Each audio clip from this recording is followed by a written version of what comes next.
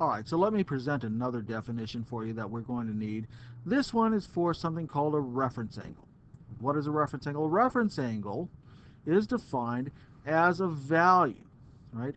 As a angle formed by the nearest horizontal axis to the terminal side of whatever angle theta we're talking about. All right, so let me pause and let me type this in.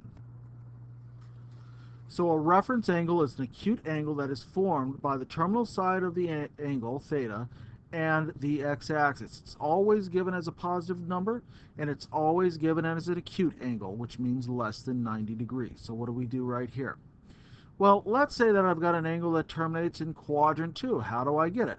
Well, my angle theta, if it terminates in quadrant 2, that is, I've got a value somewhere between 0 and 360 degrees, and it terminates in quadrant 2, my reference angle, theta, I'm going to write this in, my reference angle theta prime is equal to 180 degrees minus the given angle theta. Or, if I'm dealing with radians, theta prime would be equal to pi minus the angle theta. If I've got an angle in quadrant 3, let's assume that theta is somewhere between 0 and 360 degrees. Again, this is all my illustrations for theta somewhere between 0 degrees and 360 degrees, and it's not quadrantial, right? Then my reference angle is found right here, theta prime. It's a acute angle. So in order to get it, what I'm going to do is I'm going to take my angle theta, this time, which is larger than 180 degrees, and I'm going to subtract the 180 degrees from it, right? Since it's a larger angle, subtract away. If I'm in radians, theta prime, the reference angle is equal to the angle minus pi this time. Finally, if I'm in quadrant 4, what's going to happen is that I'm going to take an angle in standard position, again assuming it's between 0 and 360 degrees, and I would take my reference angle to be this part of the x-axis. So in order to find my angles in quadrant 4, I would take my reference angle here to be equal to 360 degrees minus the fourth quadrant angle, or in radians, 2 pi minus the angle given in radians. Okay, so I have to have an angle between 0 and 360 degrees, or 0 and 2 pi, in order to make this happen. Well, let's go through some examples and just see this in action. Let's say I've got an angle theta is equal to 135 degrees. Well, first of all, let's determine what quadrant we're in. I can tell what quadrant I'm in by telling which two angles this terminates between. And it's between 90 and 180 degrees, so it is in quadrant 2. So this is between 90 and 180 degrees.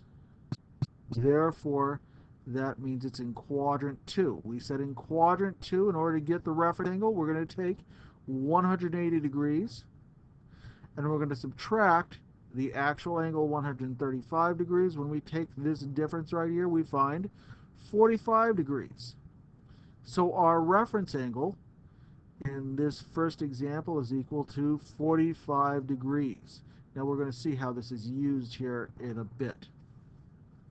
330 degrees. Well, what quadrant are we in here? In 330 degrees, we are between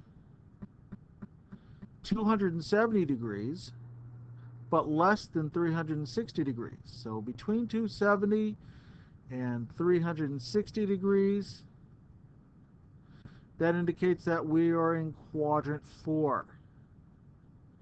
In quadrant 4, we said that if we wanted to get the reference angle, we're going to take 360 degrees this time and subtract away the angle.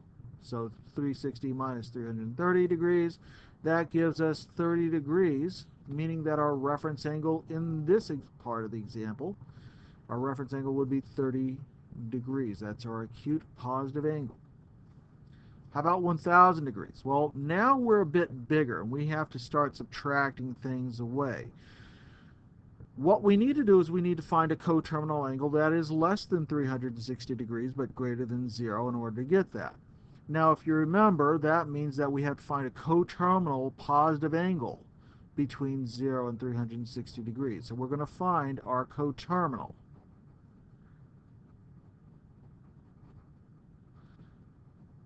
Angle.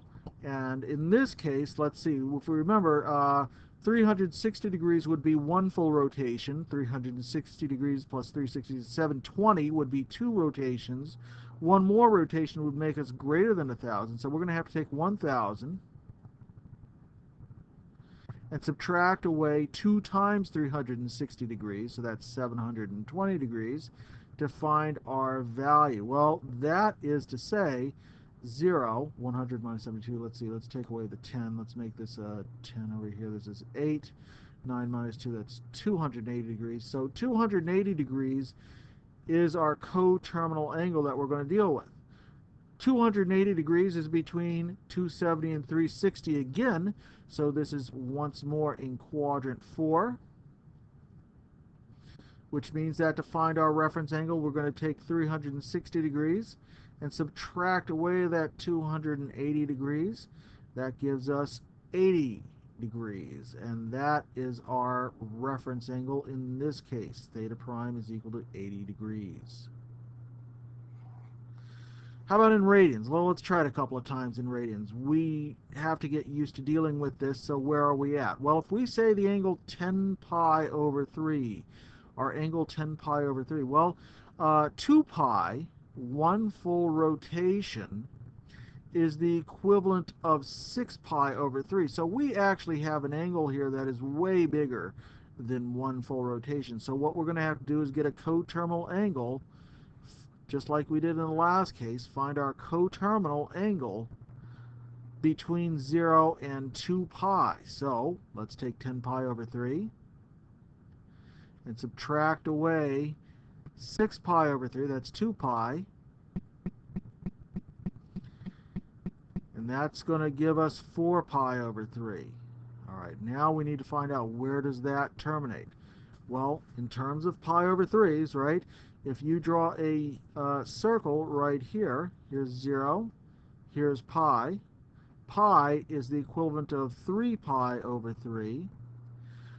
4 pi over 3 puts us into quadrant 3 somewhere. So we're going to actually use our quadrant 3 angle setup this time. 4 pi over 3 is larger than 3 pi over 3, so we're in quadrant 4. Not quite at the point of 3 pi over 2, right? So it's somewhere in between there. So we're going to take 4 pi over 3, and this time we're going to subtract away pi, which is to say 4 pi over 3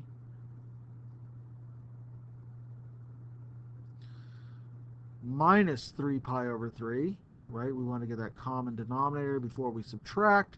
That gives us 1 pi over 3, and so pi over 3 is our reference angle. All right, one more. How about 7 pi over 6? Where are we at here? Well, 7 pi over 6, again, just so you see this in action, imagine that you are putting your graph in standard position and we want to find out where 7 pi over 6. I always go for some references right here. Here's 0, here's pi over 2, and here's 3 pi over 2. So let's put our values in terms of pi over 6 so we see it happening. Pi is 6 pi over 6. 3 pi over 2 in terms of pi over 6 is right here. It's 2 times 3, that's 6. So 3 times 3, that's 9 pi over 6. And so we are over here somewhere in quadrant 3 again. So we have to pull off the same trick we just did. But this time it's actually kind of easy because look at what we just did. 6 pi over 6 is pi, so we subtract away 7 pi over 6 minus pi, which is to say 7 pi over 6 minus 6 pi over 6, and you get pi over 6, and that's our reference angle in this case. Theta prime is pi over 6. Okay, we're going to use this later. More to come.